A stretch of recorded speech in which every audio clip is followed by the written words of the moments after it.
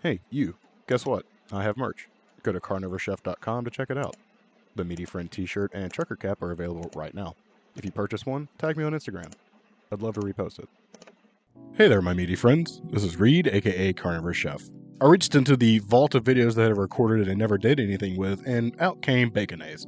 The reason why I haven't done anything with this video is because I'm lazy. Just kidding. I used olive oil in the recipe to add bulk to the mayo, so I got in my head about that. But no longer.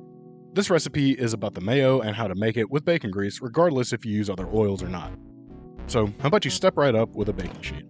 Give that a spin, and now line this with some foil or parchment paper. For the amount of bacon grease we need, I suggest getting at least 1 pound to 1.5 pounds of bacon. Lay this out as intricately as you want, or just flop them on there.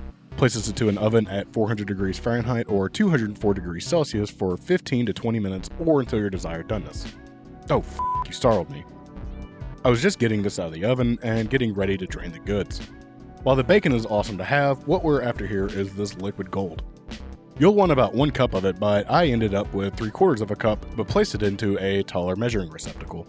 For a basic baconaise, we'll need 1 cup of bacon grease, but I'll be using olive oil to substitute the rest. Next up, add in 1 egg. Then grab a lime and roll it out.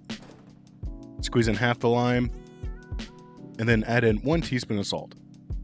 You'll want to grab a stick blender for this and start blending on high, pulling it up slowly as it goes.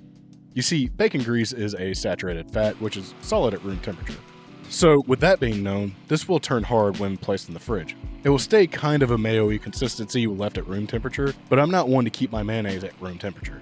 The problem that the olive oil solves here is that it is high in unsaturated fats, specifically monounsaturated fat, which are liquid at room temperature. So are polyunsaturated fats, but this is as well. When combined with the bacon grease, it helps to keep the stability more liquidy.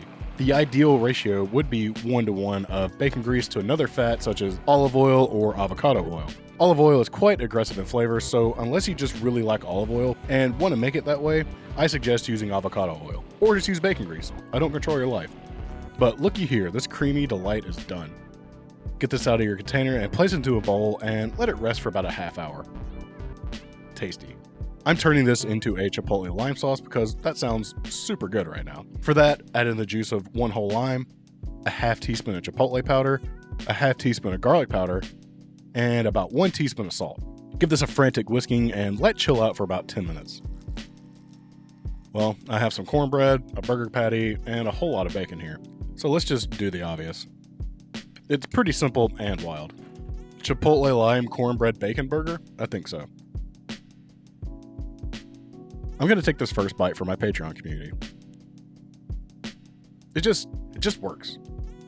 The chipotle lime here was just a bonus, but the mayo itself would have been sufficient. You could be sufficient too if you like the video and subscribe to the channel.